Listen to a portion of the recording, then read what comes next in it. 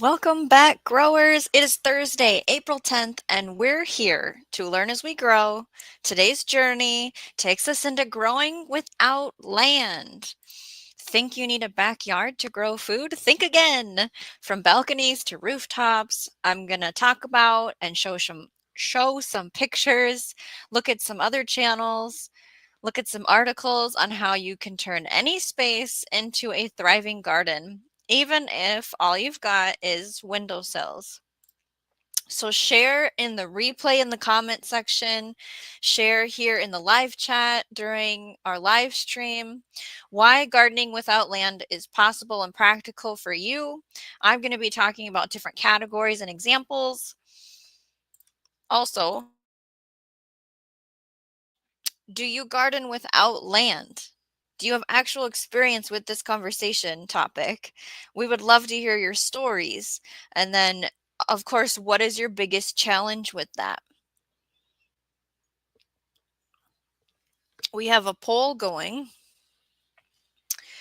And the question is, for those of you that are live with us, what's your biggest challenge when gardening without land? Not enough sunlight, limited space, finding right containers or setup, or staying consistent with care, having that routine or that schedule. That is the poll. We have Newfound Drone Productions. Hello, welcome to our conversation. So, of course, when we think about growing without land, container gardening comes to mind. Of course, containers can go on your cement driveway, a patio, brick patio, places where there's nothing growing like grass per se. But we can put something in a container, fill it with a potting soil, have it have some food in it, and put some plants in it, right? So we're going to go over the best crops for container gardening. A little bit of a preview would be herbs, greens, tomatoes, root veggies. Choosing the right containers depends on the plant depth of what it needs. Miss Sharon is here. There you are. Welcome. So it depends on the root system on what it needs. If it's a deep taproot, a lateral root, that'll decide what size container you need. The soil type, a potting soil. It's light and fluffy. It's not going to get compacted and hard, right? Watering, you have to water more often in containers. It's just a given. But you also need to make sure that thing drains, because if a plant becomes waterlogged, you're done. The roots, they're going to die. The plant will not make it. Bottom watering is possible in a container, having it sit in a drip pan. So you could water it heavily until the water flows out the bottom, have it in that tray it's sitting in, and then as the day goes on and it's hot, it'll soak that water back up. But if it's a rainy day and that water isn't draining, it's just sitting in that tray, that's a problem. So it's this balancing act of the time of year, right? Do you have the bottom tray? You always have to add drainage holes to any container. And if you have any tips and you're experienced with container gardening, like Gear Garden 19, for example, throw them at us. Container gardening also is maximizing space with stackable and hanging containers. So to talk about specific crops that work for container gardening. Hello, Richard. Welcome to our conversation. Land is an issue here. Hopefully we can talk about some solutions for you. Silly Lily, good morning, good afternoon, and good evening. So we have leafy greens for sure are something that you can grow in a container. Tomatoes, peppers, root veggies, alliums, both bulb and leaf. So like a garlic is a bulb, a green onion is more for the leaf, for example. There's mini dwarf fruit trees, there's your strawberries, there's even container variety blueberries. beans, bush beans, even pole beans if you have structures for them. There's different varieties of peas that work. There's your herbs, there's potatoes, there's even zucchini and cucumbers that you can grow in containers. So, because there's so much involved in that conversation, there is a future live stream specifically devoted to the list of things that we should grow in containers, the actual specific variety for the cucumber, for the zucchini, for everything that I just listed. We're going to go in depth with that, and we'll do a little seed shopping. We'll pull up pictures. So make sure you're subscribed so you get the notification for that conversation.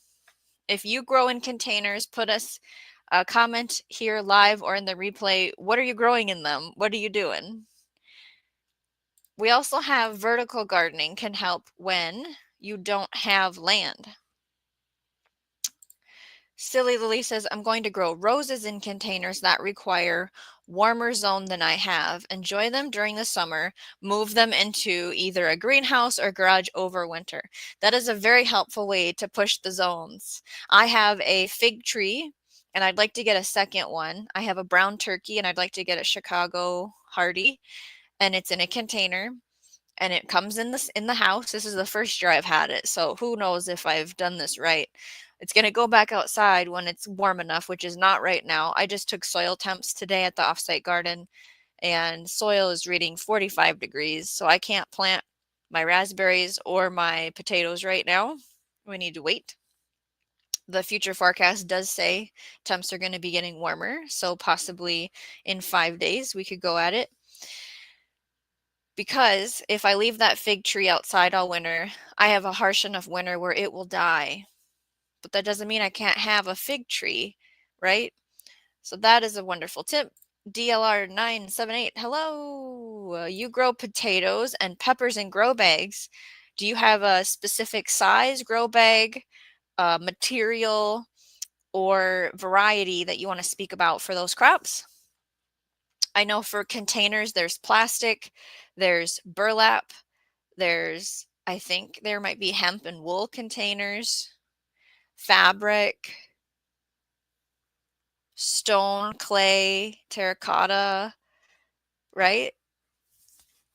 Okay, so vertical gardening, do-it-yourself style. So using like trellises in something, wall planters. I have some pictures we're going to look at when I say like growing on the wall. Shelving systems, things that work best for vertical gardens, I would say herbs for sure. Vining plants, strawberries like to dangle. There's a tomato that likes to dangle. Peas and beans, bush varieties. And that's like, I'm thinking outdoor vertical. There's a whole different section of indoor vertical. And that kind of comes along into the hydroponics part of it, right? Hydroponics and indoor gardening basics. We talked about a whole live stream dedicated to this conversation. Check that out on the replay. As well as growing microgreens. I have shorts showing how I seed my microgreens and how I take care of them and how to know when to harvest them. So you're taking a seed and you're densely planting it in soil, watering it, letting it sprout. Once it's about 2 inches tall, we chop it, we wash it, we eat it. There's almost any seed can do this, right? It's not a special seed. If you're buying, if it says like microgreen seeds, it's just a regular seed where if you were to let that crop grow to maturity, it would make your regular plant as any other seed would. Usually it's advertised as a microgreen seed because it's like 100 seeds for a different price versus if you're buying 20 seeds for your backyard garden style. And then there's sprouts, which is no soil, no sunlight, a jar with filtered water and seeds. You rinse it every day. And once they sprout, because you're draining the water out, we've got shorts and live streams. We've talked about this, about the gear that you could use for that. When you're draining it out and it finally has the shoot and the sprout and maybe a little bit of leaf on it, then you can eat it. Those are ways to garden. without a yard, right? The lighting conversation, we talked about that for our Growing Indoors live stream. You can take an LED light that's 5,000 lumens and keep it 10 inches above your plant and have it on 16 hours a day, have a fan blowing 4 hours a day, and grow something. So the watering strategy is I usually bottom water, and if after 30 minutes the water's still sitting in it, the plant has taken up what it can. And if you can either drain that off or just water less in the tray, because we don't want a bunch of standing water. We don't want our plants drowning in water for too long if you can't help it. DLR says, "Am I the only one who thinks microgreens are a waste of seed?" My eyes pop out when I see folks with trays of broccoli or sunflower microgreens. Sunflower microgreens are really good. Broccoli microgreens are anti-cancerous, if we're allowed to say that here. But broccoli is gross, so I'm not. I can handle small amounts of that for my taste. I hear you when you're like, it's a waste of seed. But if you're buying pounds of seed from like True Leaf Market, it's cheap and it's no problem and it's wonderful. Like once you eat them, and you can also buy them. You know, if there's a farmer near you that grows microgreens, if you don't want to see the seed part of it. Richard says acres, Morgan, or hectares don't have much chased off of our land. That's a shame. But we shall grow where we can. So let's do some pictures before I talk about the next. So go back to there. We have some more ideas. Oh, let's see.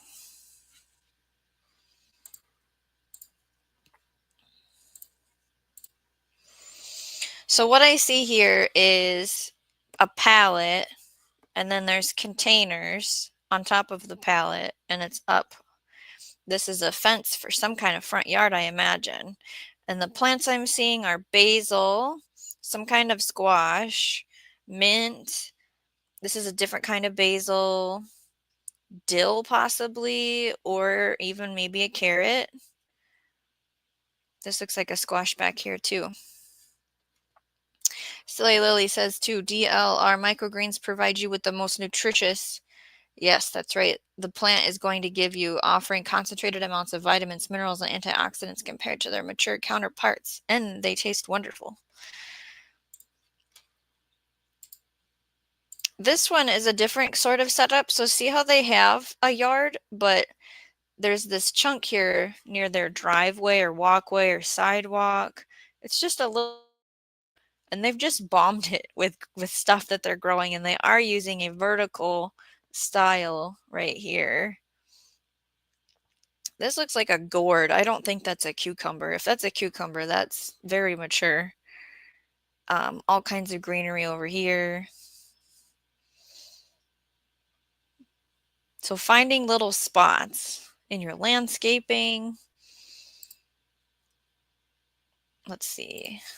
Based on the conversation about wall or fence gardening, any kind of device or mechanism that'll hold soil and water and drain, and you can attach it. Like, look at the fencing. It's bamboo, I think. And they're growing greens. This is getting enough sun, right? Silly Lily says, that's nice. It looks like it's along the walkway. Yeah, on that last picture. I thought it was a really good use of space. And obviously vertical is a part of our conversation. Adds space, essentially. So here's an example of the fancy wall growing style. Here's another one. So they took, it looks like the thing that holds shoes. Have you seen those? Where it hangs on like the closet door. They've built this metal frame and attached it and fastened it to more of the wood privacy fence style. And I'm seeing herbs. Oh, this is not an herb. This might be a cucumber. That would hang and be okay. As long as you... Oh, this is a tomato. I spoke too fast. This might be beet greens. Lettuce. It's like one side is herbs, the other side is other stuff. Slay Lily says, I like that idea on the fence. I've seen people use eaves, trough. DLR says, I like the look of that. Storms, radios, and cats. Ah, I missed a notification. Perish the thought. Welcome. Talking about growing stuff without land. If you have any tips or ideas or experience, share it with the group. Of course, there's your containers. So this is some kind of patio, and there's this railing. If you can see it through all the growth, there's a railing here that they've grown something all along, some kind of vining thing. Now this doesn't look super edible. Maybe it is. We're also kind of looking at, what are the containers they're using in these examples, right? So before I show the next picture, I'm going to talk about another way to grow without land. Welcome, Dave Knight. Hi, everyone. I'm a landowner, but some people are not, right? So we also have that wonderful thing called community gardening and shared spaces. Finding and joining a community garden, guerrilla gardening, growing in public abandoned places, collaborating with neighbors for shared garden space. Maybe there's a boulevard or an empty lot that you can grow on. Maybe it's just for one season, and then maybe they say, well, we can't do that again. Or they say, let's do more. You never know. Just have a conversation, right? So this, I think, is a church garden. It looks kind of like a church garden. Does anybody have churches that let you garden? So this is an example of a community space. See all the different rigged up fencing and vertical structures, and they do have a divined pathway.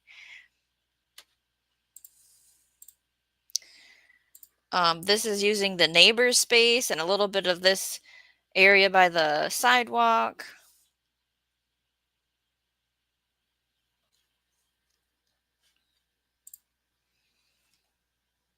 Oh, a gorilla trying to garden. I think about guerrilla gardening on like public hunting land, right? DLR says someone got creative with the topiary. Let's see if I have another. This was an example of growing in the landscaping a little bit.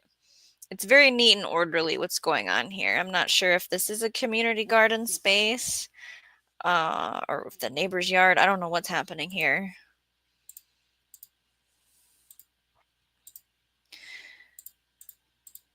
And then the next part of growing is this picture. Yeah.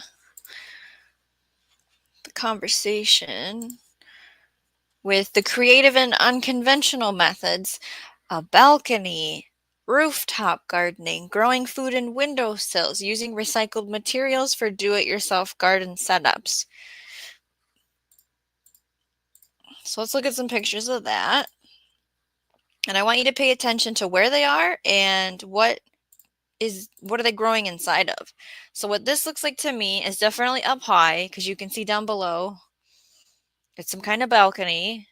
This looks like just a Rubbermaid tote that was cut, and there is a lid underneath. And this was our conversation of, do we need to bottom water? Do we need to have something to catch the water? We always have to have drainage.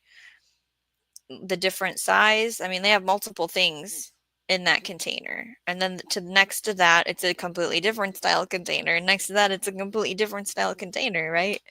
It's the plant, the seed, they just want to grow. They don't know what they're in. I saw where it was brick patio, but there was little cracks. You know how weeds grow in the cracks? They were growing food in all the cracks. It was like, wow. So here's just some pots that they added a hanging structure on the edge of their patio, and they have a support trellis down at the bottom with some containers and pots. I do see cherry tomatoes, and we always have to have our flowers for our pollinators.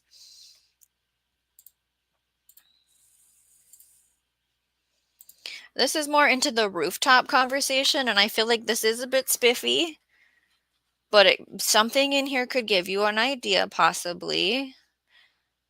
Things with rooftop gardens, you have to think about weight, what the roof is built for weight. handling loads, the sun exposure, drainage for water, accessibility, safety. Those are all things that are important. Dave says I put herds in pots. We're saying herbs over here. Silly Lily says to Dave, not yes, especially the ones that go wild growing and keep them contained. So this has a seating area and a little water catchment, pondy thing. Richard says, was a bit sick for a while and couldn't eat. Now food. Sorry, Shawnee Grows, just getting hungry. Must be okay now. Right, yeah, your body's saying it's time to eat. Take it easy, a little at a time. Eat good, nutritious. Drink bone broth. So here's another setup of like a rooftop. It looks like concrete planter boxes and more seating and a table area and all kinds of stuff. I mean, these look like trees or berry bushes with greenery. You can see all the buildings around it. These are going to have to be things that tolerate, 8 hours plus of sun, unless there's maybe a skyscraper next to you that does provide shade throughout the day. Just understanding what happens through the whole day and night period. There's a water system here, it looks like, because I can see the on-off and then the shower spout.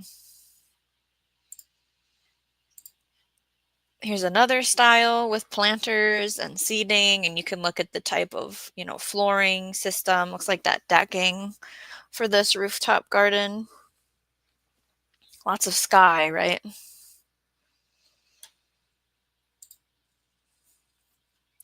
Now this next picture reminds me more of using your landscaping to grow food. So there's all these different terraced levels, rocks. Not all of it is edible. I'm sure a lot of it's ornamental. But maybe you're getting ideas on places that you can stick some plants. Here's another rooftop setup. They do have rock, it looks like, in here. And then where we walk is that different, like, decking material.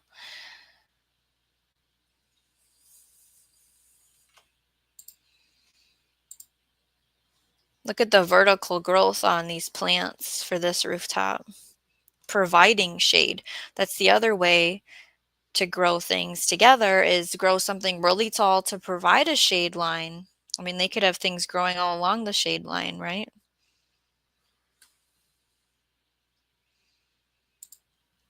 Here's an aerial view of something. So if you can identify how that works, they have lighting, solar lighting. There's a roof line. There's a tree, there is seating, but this is the elevated part. I think this is down maybe I don't know. There's like 2 levels here. Using all the space you can to do something. Now this I could agree with. Look at this rooftop. This is like a school garden, right? Now they have a cement base and then the beds. And then they have this, let's see this trellis here for grapes or something. I like this setup a lot for a rooftop garden. Like, this makes sense to my brain. All the other ones, it was like for rich people, I feel like.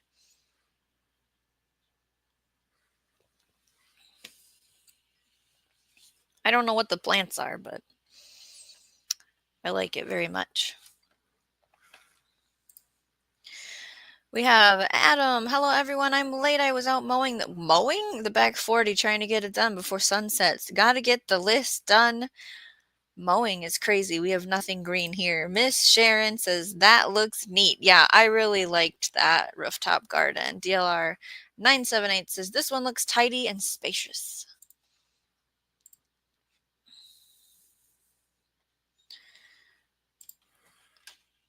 So if we want to watch YouTubers that kind of teach this, in a sense, I do have a couple I can suggest.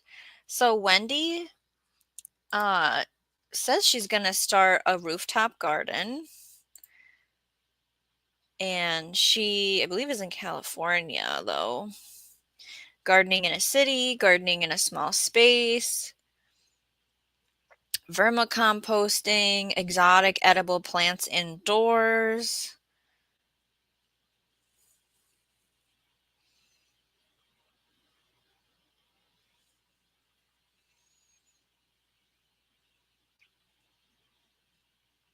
Growing in a 10 by 10 foot space. Container gardening, here we go.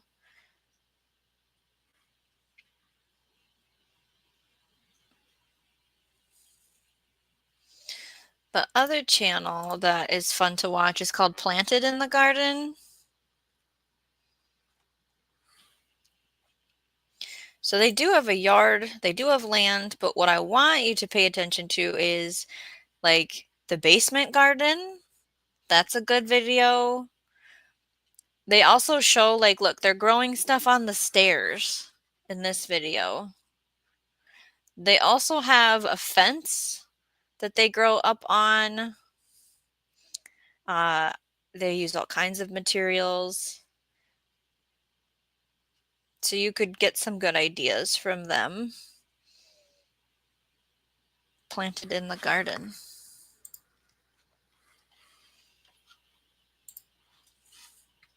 So what's your biggest challenge when gardening without land? So far we have 62% limited space. So we want to grow more things than the space allows.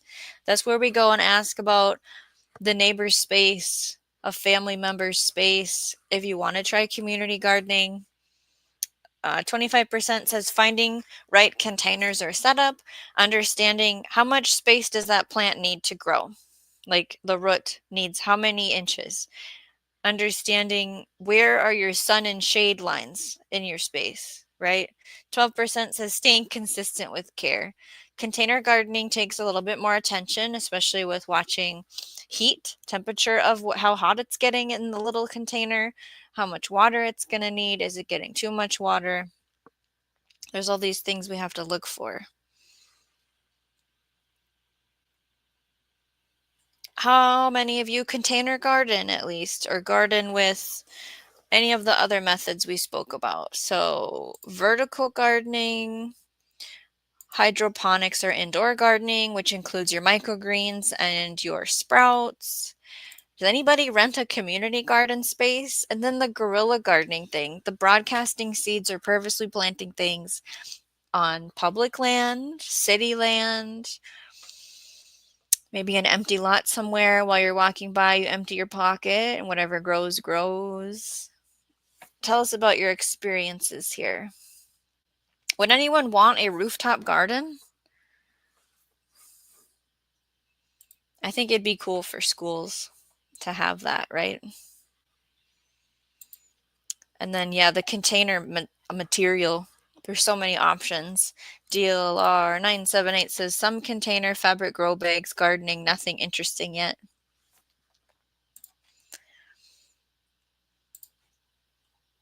So we do have an upcoming live stream dedicated just to plant varieties for container gardening, the actual specific name for the variety, with the crops list that we went over here. And then we're going to hopefully go seed shopping to see what they actually look like, because it's fun. It's fun to see what the plant looks like and where you can get the seed. I have a few varieties that would work for container gardening because I do own a green stock and I want to really plant those out better this year versus just putting a bunch of herbs in them. We would like to talk about edible perennials to plant in April, which kind of bleeds into May for me. Like I talked about, my soil temps are 45 degrees Fahrenheit right now. That is not warm enough to be planting. My list of what I want to get done is transplant raspberries, plant potatoes, and then onions. Also, I want to talk about edible flowers for Minnesota, what they look like, what's on the grow list, maybe how to eat them, how to clean them safely, how to prepare them, how do you use them. Those are some future conversations we're having. Of course, like what you see, don't forget to subscribe so you can be notified for those live streams and join us for the conversation, our gardening discussions. Let's see. DLR says, I might like to hang one of those shoe pocket garden things on the slope of my garage. Yeah, so this one is what we're talking about. And once we go over that list, they would fit in this. Definitely. The micro dwarf stuff, the bush stuff, the long, short vine stuff. It's wonderful.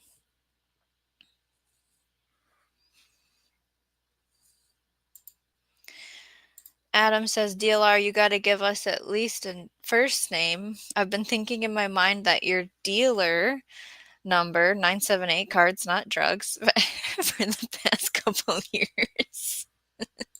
Dave Knight says, I thought everyone in Minnesota had a farm, like the millennial farmer. I laugh out loud. Remember to hit that thumbs up. Thank you for the reminder, Miss Sharon.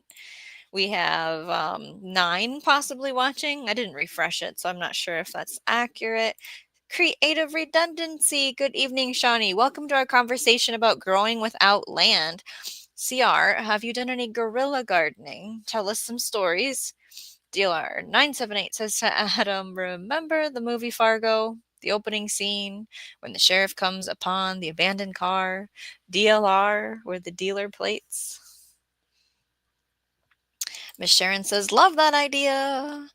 David Carlisle, welcome to our conversation. Do you have any experience with growing without a yard? Or maybe you just have a driveway, a patio, and you can put raised beds or containers or things up and grow that way. As I said earlier, there was this patio with the bricks, and in all the little cracks, they stuck something in there to grow, to eat. It was edible food. Because a seed just wants to grow. It doesn't know where it is at. It's not like, oh, I'm in this impossible area. I can't possibly germinate and sprout for you. No. DLR says to Adam, some people call me Diana, though. Silly Lily says, if you don't see me on chat on this podcast, I'm going through some stuff, and I'll join when I can. Hugs for you, Silly Lily. If you want to talk about things, we are here for you. Thanks for the heads up. CR says, hey, Dave, remember to take the poll. Yes, we have 12 votes. Andrew, welcome to our conversation. Good evening, everyone. We went over all the ideas on how to garden without land. We took a little photo tour of ways to garden on the fence, ways to garden on a balcony, ways to garden on a rooftop, community gardens, right? David says, I have a small yard. So really nailing in your crops list would use the most of your small yard. And growing vertically, like we saw, yeah, it was this one. They still have their yard, but they took this area,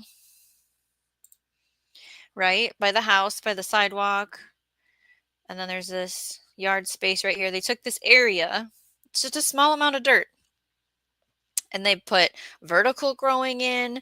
They've got a little area over on the other end that's more compact. When we go over that specific variety list for crops in our future live stream about container gardening, it'll really help you go, okay, I can densely plant these crops. Hold on.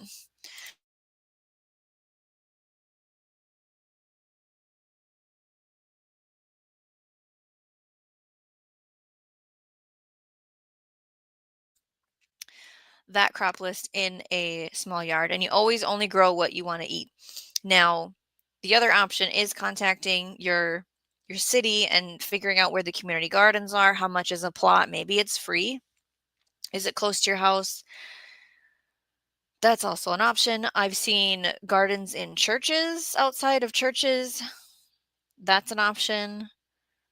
Family members, yards, right? Public hunting land, throw some seeds somewhere, throw a tree, mulberry tree in there somewhere. DLR says to Adam, far better than the series for sure.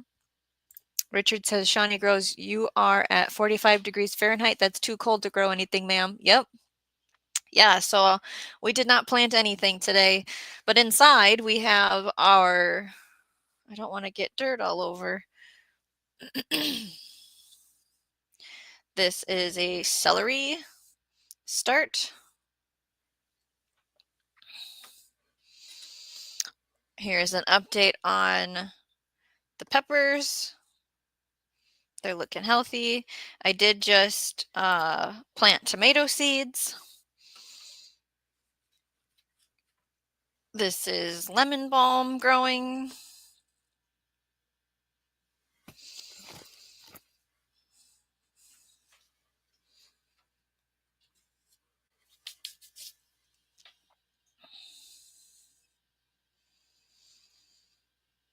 Indiana Chris, welcome to the conversation.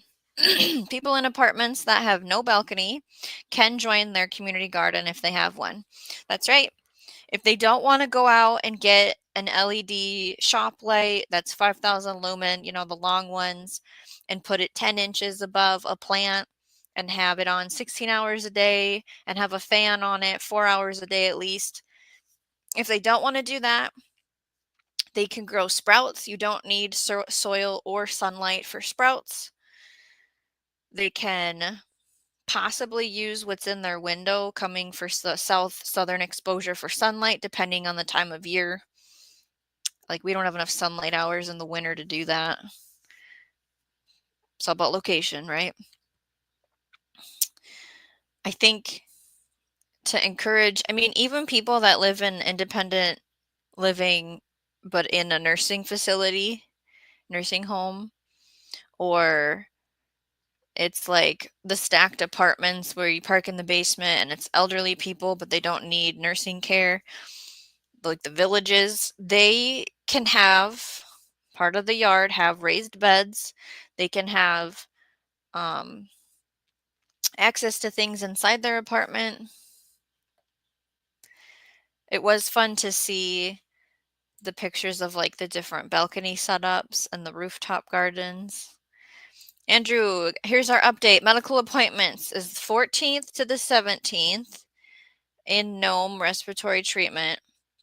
Ultrasounds and x-rays 23rd to the 27th. Cardiology in Anchorage. Busy guy. How you feeling about all that? DLR 45 is fine for planting lettuce or peas. It could be. We're getting freezing temps at night, though, and we're still not out of the water when it comes to snowfall. So I'm not risking it. I do have things growing in a cold frame that have now germinated because I had no more room in my grow station indoors. So it's cold crops, broccoli, cabbage, greens, lettuce, and I don't remember what else, if there's anything else, but I just took 2 containers. One's metal, one's plastic, one's oval, one's round. One, I put a plastic Rubbermaid tote lid that's clear on it. The other one, I put a window panel on it. So just monitoring that every day. It's here at the rental house, so I can make sure it's watered. I have to take the lids off if it's 50 and above outside and the sun's on it, because it's 60 to 70 degrees inside of that container. But today it was cloudy, temps were cold, it was windy, so those lids stayed on for today. CR says nice and green. Hugo Homestead, welcome to our conversation. Share any stories about guerrilla gardening, community gardening, gardening at the neighbor's house. Silly Lily says, Andrew, oh my best wishes for the news you want to hear. I hope that you really get a good team that you feel comfortable with for all of the areas that we spoke about the other night together. Indiana Chris is off to bed. Peace all. Rest well. DLR, I've been hardening off all those things too. I am hardening off my onions because I needed to kick them out of my grow space. I didn't have any more space. I needed to start those tomato seeds. And I had to up pot peppers, which takes so much longer than you think it's gonna. Potting takes so much longer than just planting some seeds, man. I harvested the rest of my tomatoes that I was growing all winter to make space. The ginger is starting to poke up, sprout. No leaves yet. Turmeric has the leaves. We've showed those before. And then, yeah, I committed plant murder and I composted half of a tray of celery because I have no room. And as I did it, Like, it's dirty, it's filled, I've dumped everything in a bin. I go, "Shawnee, those are microgreens. You could have ate those." So then I had a tray of plugs left and I put it outside and they were doing great. And then it got like way below 30 and I should have brought them in. If I would have brought them in that night and then put them back outside, they would have still been growing as starts and I would have had more celery, but I messed that up too. I actually had to set an alarm on my phone. I have it set for 6 p.m. because that's what works for me. Because I have an alarm that goes off at 5, an alarm that goes off at 7 for different tasks to bring the onions in because it's still getting cold at night. And when you're hardening things off, you play the game of it goes outside for a little bit, comes back in at night until it finally can just have the right temp overnight to be outside. That's the game I've been playing. Gandalf, hello. Welcome to our growing without a yard conversation. We went through all kinds of pictures and lists and ideas. You have to catch the replay. Don't forget to answer the poll. Horrified face, says DLR. So we have still the winner of the poll. What is your biggest challenge when gardening without land? Limited space. Yeah. We dream big, right? We want to grow all the things. We want to continuously have harvests of things. Thank you, Gandalf, for taking the poll. The other problem, staying consistent with care. It does take a little bit more with containers.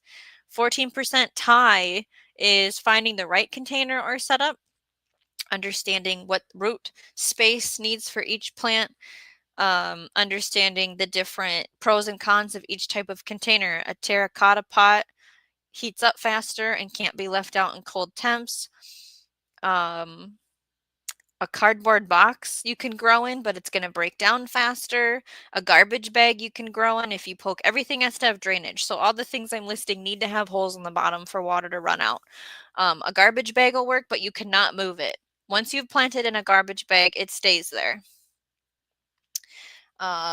When you have a more hard-sided container, like the containers from when you buy a tree, or even like a plastic container from yogurt or rotisserie chicken, you can kind of move those around. A 5-gallon bucket. We've drilled holes in 5-gallon buckets and planted tomatoes in those. Do they grow to their full potential? I put the wrong varieties in there. I should have put something that was going to only bush and be a smaller variety.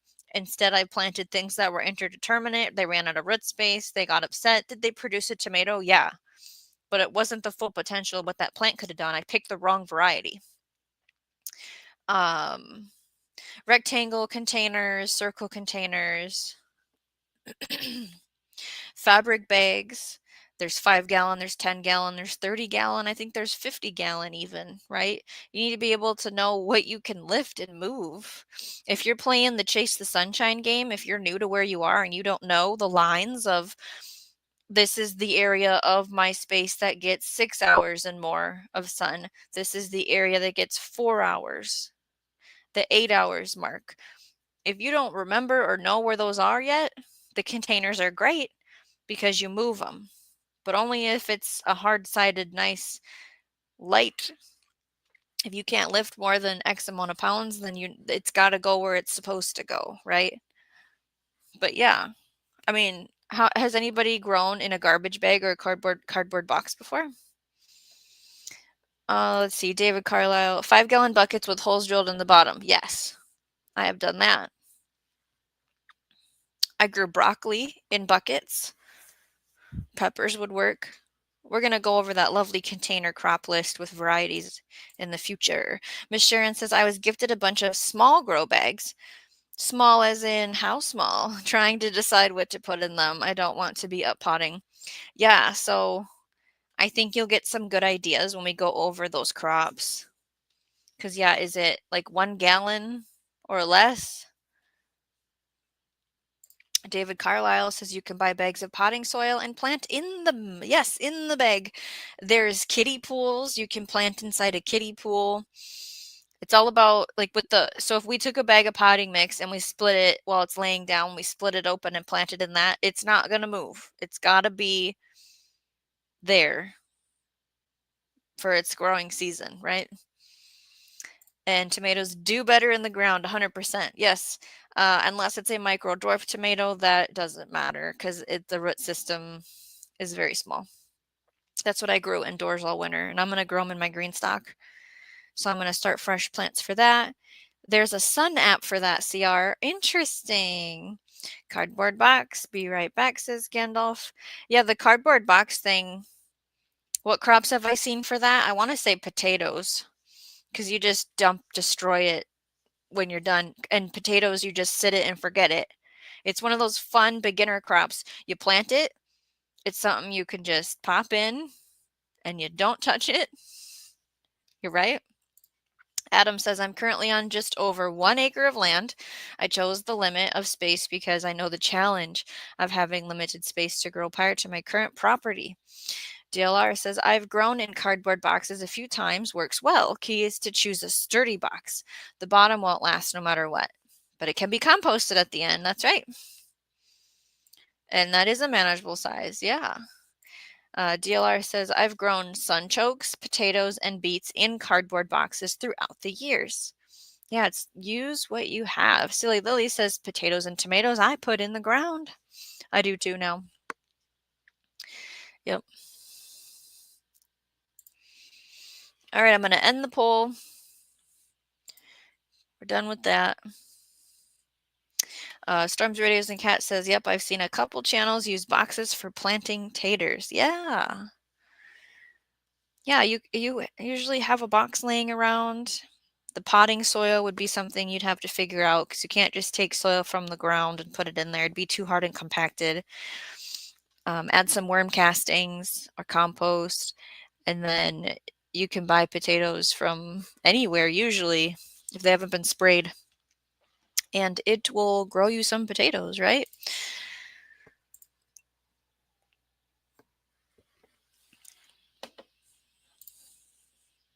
So check out the description for the links to 2 articles, I believe.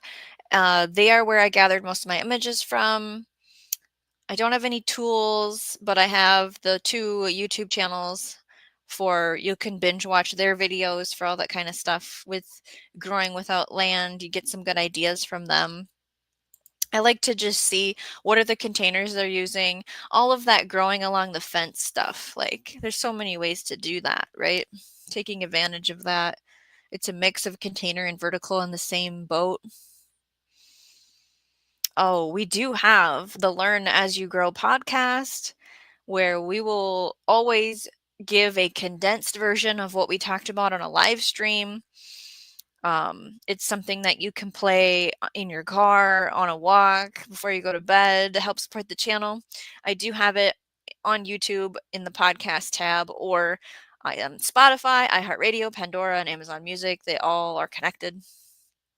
If you use any of those, we do have shawneegrows.com. Head on over there and see what we have for sale. We do have a free download for Square Foot Gardening Guide on there, which will come in handy as we start the growing season here. For DLR, to the potatoes in ground, folks, how much hassle is it to harvest potatoes at the end of the season? Also, do you have silt or clay soil? So last year, I have pretty decent soil. We added a bunch of sand to it because it's clay. And I don't have enough organic matter in it, so the top just bakes, gets hard, crusts. Wasn't using any mulch. Like, there's lots I need to do differently. I buried them suckers deep. Like, we dug a foot trench down, put the potato in, did the hilling thing. It was a pain in the butt to dig all those out. I would much rather dump a container out at the end into a wheelbarrow or onto the tarp because you can save the soil. So what I'm doing differently is I have my little food forest islands. I'm just going to plug some in there, and I'm not going to bury them super deep. And as they grow, I'll just hill them, mound them. I don't have access to a lot of straw, and I don't trust it fully. I don't have a good source, relationship. It's money I don't want to spend to do a Ruth Stout straw method where you just surface sow the potato and cover it in, 6 inches, 8 inches of straw. Plenty of people do it. Her Eco Life did it back when she was Quebec Homestead. And the other thing is they were small. So I need to look at what nutrients potatoes like when they're growing, because the potato farmers around here grow potatoes in a big field and they're massive. What are they doing differently, right? But yeah, it was physically a lot. Silly Lily says the DLR, I have heavy clay soil. I use a broad fork to loosen the soil and of course hill the potatoes. Thank you, Miss Sharon, for all the hard work you're doing. I see you in the chat sharing all the things, sharing people's channels. CR says, anyone doing hanging systems? So I'm gonna go over, I think, I'm gonna check my list again. I know there's certain plants that like to, you plant it, you have a hook and a basket, and then it crumbs? Nope. Crawls? Hangs? Out of that. Is that what a hanging system is? Or are we talking about growing up and over a top of something, so when the vine crawls, then the fruit hangs, whether it's a squash or a pumpkin or a cucurbit? Because I've grown tomatoes up an arch for cattle panel with T-posts, cucumbers up an arch, pole beans. Adam says to Silly Lily, my current garden is just under 7K square feet with plans of expanding. I really need to sit and add up all the grow spaces that I use to see what it is, because we're expanding again and I have no clue. I have stuff that I bought that I want to plant, but I don't have a garden space set up for them things, because that happens sometimes. I just buy seeds thinking one day I need this. They're new. I just got them. So we have time to figure it out. DLR says to Silly Lily, I have clay too. That's why I'm reluctant to grow them in the ground. Yeah, I mean, if you want to do a light, fluffy potting mix in a container, have at it. I've seen people use laundry baskets, the vertical ones with the holes in them. A plant just wants to grow, remember that. Garlic in containers, right? Silly Lily says to Adam, that's a nice sized garden for sure. It's fun planning a layout, isn't it? Adam says broad fork all the way. I have clay soil as well. Yeah, I would like to get a broad fork to work the carrot bed. Silly Lily says to DLR, last year we had potato scab. Yeah, I had something on potatoes. I never grown potatoes out there before, and this was the first year, otherwise I normally grow them here, and it had a weird, I think it was scab, so I'm not growing them in that bed, in that garden. Put them somewhere else. Next time we put potatoes in a different area, and that was successful. DCBs, welcome to the conversation. I want to do the straw method. I do not want to mound again. My mounds were 50 feet long. Yeah, it's like, I'm a family of 5, and to grow a decent amount of potatoes, right? I can buy 50-pound bags at the end of the year from a local farmer, and the potatoes are this big for like way cheap, and I didn't have to do anything. CR says, that's why I've been adding organic matter to clay. Yep, for sure. DLR says to Adam, it was you who spoke about planting that entire area in a single day, right? Amish barn raising style. I also remember you saying not so much help this year, right? Yeah, it's good to see you, DCBs. DLR says to Adam, 7K is a lot of square feet to manage by oneself. Who is your team, right? Is it just you? Only plant what you can manage, right? CR says, I mean in general. I don't even remember what that was talking about. DCB says, if I get to it, maybe a very busy bee season for me. I have more colonies at the moment than I have ever had before. I could end up with 30-ish colonies before the season is done. I might be more busy than my garden size allows me. Yeah, understanding that. So I know we were talking about how to garden without land, but now we're kind of freestyling. So we have too much land in this time when you have no time. and to just bomb it with flowers, plant a cover crop, keep it covered. If it gets too weedy, burn it all down. Silly Lily says to DCBs, oh, that's so good to hear. We have a shortage here. DCB says, maybe I can find a friend that wants to do a garden. That is another option. You rent it out. Just take the extra. Gandalf is back. DLR says to Silly Lily, even in containers. I've had some minor issues with scab. Apparently some varieties are prone to it, such as Yukon Gold. Richard says, lost my veggie garden. Oh, when you were away, the person who was going to water the garden didn't water it. How much time is left in your growing season before the temperatures are too cold? Because there might be some crops you can still plant. How many days left in your season till the temps are too cold to grow for you? Because you're in the fall. Adam says to Silly Lily, it has sustained my family of 4 for over 50% of our food. Now that the kiddos are grown, I feel the need that I'm going to need to grow more for the future mouths. Get your perennials established, Adam. Has anyone seen any good sales on fruit trees? I think I'm going to go out tomorrow and see if locally there's a sale. Even though they're going to be in pots, I usually buy bare root and have them just delivered. But the place that I normally buy stuff at doesn't have any varieties I want. DCBs, I made it with 8 colonies this year, and I have 4 more pollinator colonies coming in a few weeks. I think I'm going to be busy. That feels good, doesn't it, DCBs? Or are you a little overwhelmed? Are you ready? Silly Lily says, DLR, it's not a big deal. You can still eat them. Yeah, they just don't store long. I mean, so you could do all kinds of things with them. DCB says, I also want to build a chicken coop. So projects, right? We have all these ideas while we're sitting around waiting. DLR says, like carrots and shelling peas, it's debatable whether potatoes are worth the garden space and labor. They're inexpensive to purchase any time of year.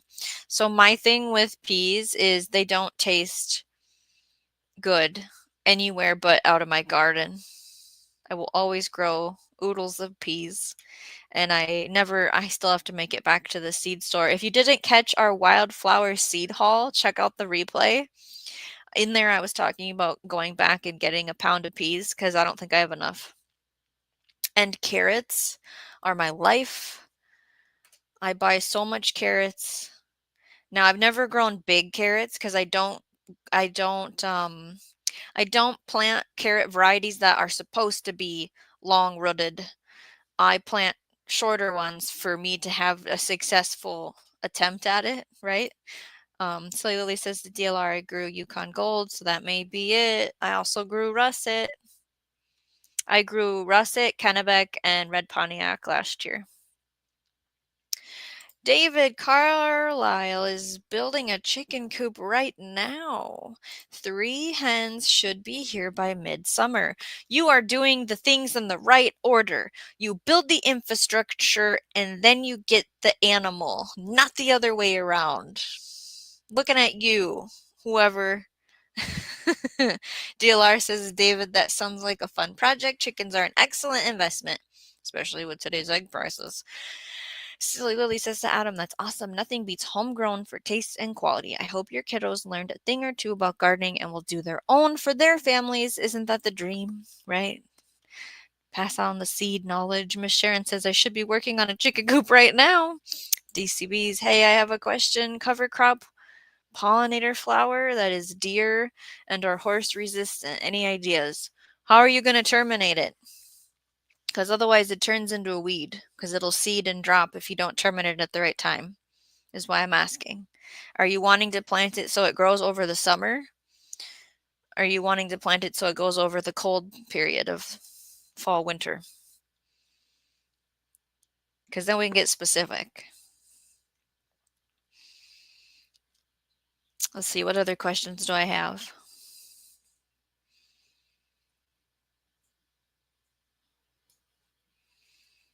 before we look at what's deer resistant, horse resistant. How come you don't want them to eat it? Because you don't want to attract them to that area?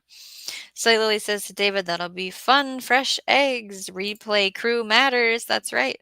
DCB says, I'd like to find a flowering plant that reseeds seed with a fall bloom, maybe. Oh.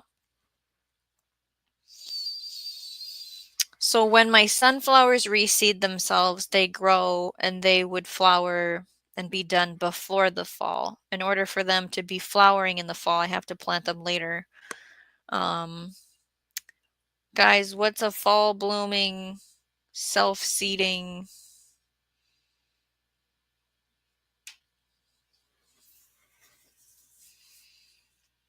I'm going to experiment with a bunch of flowers this year. So I'm not sure about a fall bloom.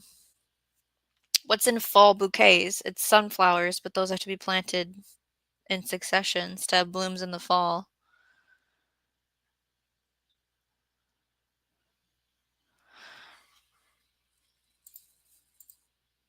David says, my coop and run will both be covered to prevent wild birds from roosting. Oh, you're going to have okay, roosting overhead. Right. Andrew, end of May, first part of June, fresh ugruk meat, walrus, geese, duck, seagull, duck, bird eggs. Woo, you're going to be eating like a king. Horseradish will take over the yard. David says duck eggs are bigger, but I like the taste of the chicken eggs better. It's good to know what you're going to eat. Janet, I'm so late. I will watch the replay. Yeah, because we're kind of just conversating about whatever right now. We did talk about how to garden without a yard, all the different categories of things, the pictures, some YouTube channels to check out their videos on what they do. DCBs, I want to plant it for my bees, not the horses. I get it. I get it. A variety of things, right? Clover, buckwheat, but the buckwheat, you got to terminate it before it goes to seed. Otherwise, it's just going to self-seed. If you're wanting it not to come back, like it turns into a weed essentially at that time. And with cover crops, it's about diversity, having more than one thing in the ground, a little bit of peas. I mean, I've seen it's different. You're not in the South, so like the South cover crops are way different species of things because they usually have spaces where they grow cover crops in the summer. Where I'm like, I'm gonna grow something that the winter cold is gonna kill it, so I don't have to worry about it. Adam says the DLR 50 plus hours a week at work, sowing and transplanting summer crops in a week of vacation time. For processing at the end of season, my drive is for the future of my family and community. It's important to understand how many actual free time minutes you have. I have many people I know that I call weekend warriors. They prep the garden, they plant everything in the garden that they ever want, all the seeds, all the transplants in one weekend, and they will never put another seed in again. It's planted, we will harvest it, we will try to remember to water it, and that's it, right? And that's okay. There's nothing wrong with that. I just like the approach of planting something every 2 weeks because I have nothing better to do. I don't I say that jokingly because I think if you know the channel, you know my life a little bit. Um, I just can't help myself. I crave throwing some seeds in the ground every 2 weeks everywhere, right? Mums, says Miss Sharon. It gets too cold in my space to have mums come back. So DCBs, maybe that would be good. I definitely know a sunflower will seed, drop its seed, and volunteer the next year. 100%. Other things that do that are calendula and marigold, but they're going to bloom way before the fall, all summer into the fall. They'll be available in the fall. Calendula, marigold. They make nectar and pollen. What do your bee friends say? They produce nectar for about a week, and I think they also produce a little pollen. DLR says to Adam, well done, your time management is an inspiration. Adam says to Lily, my daughter, 18, just moved to San Diego and is calling me for gardening advice in her apartment. We'll have to, I wish I could, like, just give you all the container seeds, like, because we're going to talk about the container varieties here in the next live stream. And I wish I could just be like, here's the bundle of success, right? I can't do that though. DCB, self-seeding mean less work for me. That's right. David has 3 sunflowers planted already? Woo. DCBs, plant once and it gets better the next season for the bees. Yeah, we'll see in my wildflower mixes which ones are blooming in the fall. Because I don't remember. Poppies? I don't think the bees care about poppies, do they? I don't know if they'll self-seed either. This is my first. I grew them last year. We'll see if they come back this year. In that mix, there's so many things where I'm like, what's the name of that? What does that look like? I'm learning that still, right? JLR says DCBs. I just remembered the Italian oregano attracts bees like crazy and it's perennial. Yeah, is borage a perennial?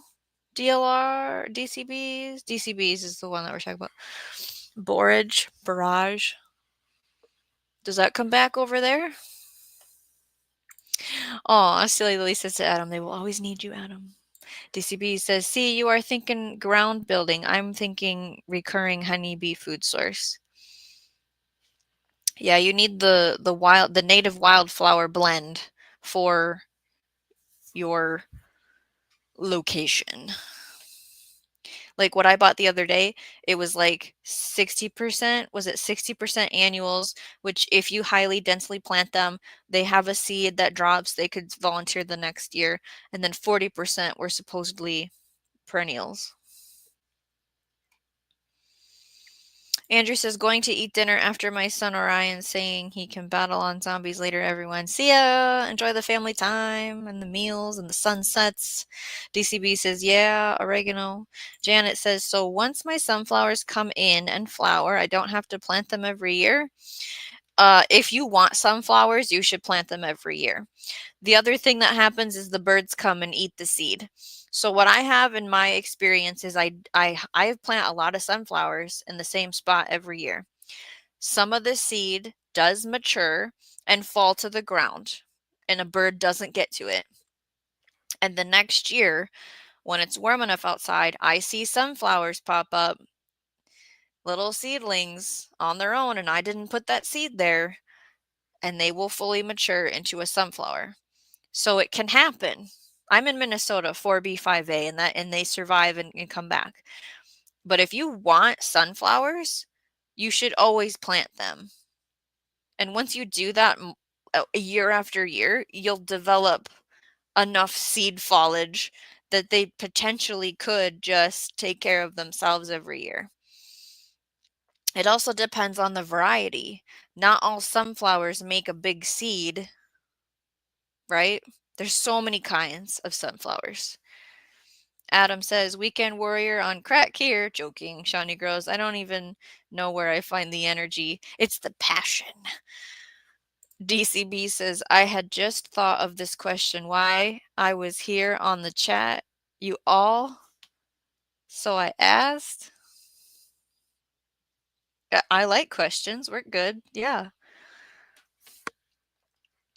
I would like to like research and prepare a better answer because I feel like I didn't give a good answer, right? Because it's Washington, right? We need a flower mix that perennializes in Washington that bees like, is the question.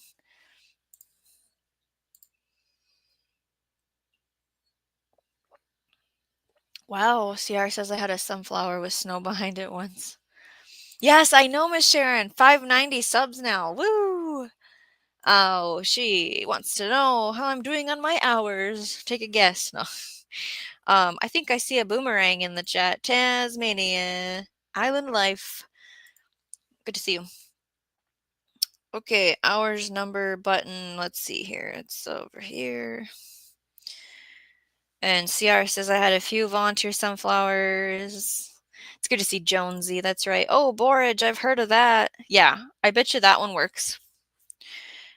Okay, this button. We'll put it in the chat. 2,146 is what we're currently at. And we are working towards our goal of 3,000 by the end of May, the last day in May. We were talking about how to garden without land. We went over all the different areas and methods and madness and pictures. Now we are just chatting. So thank you all for being here and giving us something to talk about. David Carlisle says the 3 sunflowers are in small pots for now. I will have to prepare planting holes and transplant later. Well, good luck with that. Richard says my cosmos, those will self-seed and come back, has started flowering finally. Better late than never. I planted for my girl's birthday, but late. Right on. Food, forest, permaculture. Greetings, Shawnee and fellow earthlings. Thanks for stopping in for our conversation about gardening always. Good to see you. DCB says, I just need to figure things that will bloom in the fall going into winter. We do not have a natural nectar flow at that time of year. Yeah, I love the planning you're going into that. I'd like to help them if I can with a little natural. I definitely want to do some research into that and get a good list going for you.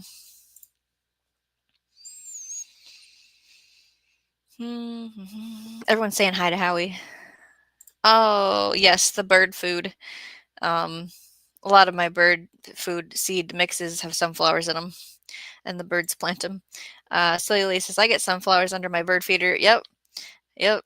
Adam says, so true, Silly Lily. She's 900 miles away and calls me minimum of weekly. Doesn't fill the gap of my baby being so far away, though. It's a huge adjustment. The red velvet sunflowers are very dark and ominous. Yes. They make a great fall bouquet when you have the colors of red, burgundy, orange, and yellow together. Janet says they are giant German sunflowers. Oh, those sounds like the big ones that make lots of seeds. They are already in the ground. Southwest Florida. DCB says, sorry, there was a few missing words in my question, but I thought you might be able to get what I meant. Yeah, I know the character limit. Like I said, I want to look it up, get you a good answer. Silly Lily says to Adam, it's good that they keep in touch. Yeah, so you said 18. The brain doesn't fully get to its like, hey, I've grown to be considered mature enough until 28 years old. And usually what happens is a bunch of things happen between a child and an adult relationship, and it doesn't make any sense. And then they turn 28, 29, and then it gets better and it's magic. And it's like, why couldn't we do this before that? And it's like, well, the brain was still figuring stuff out. Now you will always be able to learn new things. It's encouraged to always be educating yourself to help stimulate, all the like the neurons or plasticity, whatever that's called in the brain, like Dr. Paula Ruffin talks about on her channel. Check her out if you don't know who I'm talking about. There's certain parts of your brain that you can damage and we won't be able to rebuild it. And there's certain parts that you can. And I used to really love studying about the brain before. Gandalf says, I gotta go. I might be back. Thanks for letting us know. Janet says, if I binge watch all your videos, does that add to your hours? If you haven't seen it before, if you've seen it before, it doesn't count again. So you have to watch something that you haven't been involved with before. Watching stuff from the beginning to the end is beneficial. It tells the algorithm that that specific viewer enjoyed that topic, and it understands who to push it out to next as far as an audience. Like, what is this video really about? The podcasts count as hours as well when you listen to those on YouTube, not on the other sources that we have. So I hope that helps answer the question. I think you have to have the sound on. If you have the sound off, I don't think it counts. I'm not sure. I always hear things from people, but I don't have like a chart that's specifically from YouTube that says what what the rules are. David says, I'm planting mammoth Russian sunflowers. Yeah, I love planting big giant ones. And they do make dwarf ones if you have no space. Thanks for asking questions, DCBs. Janet says to David, that's what I meant. Russian, not German. Oh. Tasmania Island Life says African daisy flowers all winter here in the cooler weather. Do bees go to that? Silly Lily says DCBs, if you check out West Coast Seed, they also have wildflowers you might be interested in. They also have a great variety of cover crops. CR says I grow sunflowers for 8 reasons. Would you like to tell us the 8 reasons? Food, forest, permaculture. I am growing the red velvet sunflowers for a wedding. That is wonderful. Sunflowers for flower farmers. Plant every 2 weeks. New sunflower seeds to have blooms come in staggered. DCB says, well, maybe I'll buy a bunch. The sunflower bird food is starters. Cheap. Keep it cheap to start. And then find out more information before spending too much. So the black oil sunflower seeds I planted from bird feed seed mix, and they did not do very good. Like they just were weak and sickly. They grew a sunflower, but Adam says that's what's wrong with me. DCB was talking about the brain. DCB says I have a bunch of the different colored ones. I have a bunch of different colored sunflowers to plant somewhere. David says the sunflowers are going to be planted between the sidewalk and the road. Yeah, I did mostly front yard here, and it creates this big wall like between the neighbor and like you can't see past anything. It's wonderful. DCB says grilled sunflower tastes like corn. Howie says sleeping with sunflowers will give the truth about what you need. So speaking of that, we do have a full moon coming up around the 12th of April, and it is called the pink moon. And on one of our next live streams, when we get closer to it, it's in a couple days, I plan on bringing the book out and reading what it says about the full moon for this month. It also gives different gardening tips. So that is on my agenda to talk about the Sleeping with a Sunflower book for April. Adam says to Silly Lily, trust me, I'm keeping myself busy. Silly Lily says red velvet sunflowers are so pretty. CR says correction, there's 10 reasons. But seriously, many reasons. Yes. Well, we have been on here for an hour and 17 minutes. Get out what you want to say. If there's anything else, we are going to say our goodbyes. I am not sure how much time I'm going to have. Usually I go live Thursday, Friday, Saturday, Sunday, Monday are all the options usually based on my schedule, but I have a lot happening this weekend with family. So I cannot guarantee that we will be having a conversation, but I have things to say. I have conversations we need to have. So I hope I can get on here, even if it's 30 minutes to speak. So yes, Miss Sharon, thank you all for joining us in the chat. Food Forest Permaculture says, good night, creatures big and small. See ya, Earthlings. Cool live, Shawnee. CR says, see ya, stock up on seeds. Yeah, check the replay for our photos that we looked at. Hit the thumbs up on your way out if you haven't hit it already. Good night, all from Silly Lily. DLR says, thanks for all the great ideas, everyone. Hope to see you again soon. Janet says, good night, everyone. DCB says, blessed days, everyone. I know. Where's Bowtie? Busy.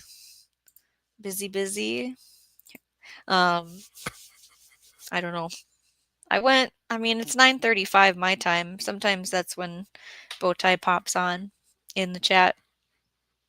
Maybe he's lurking. I don't know. I doubt it. I'm sure he would talk if he was watching, right?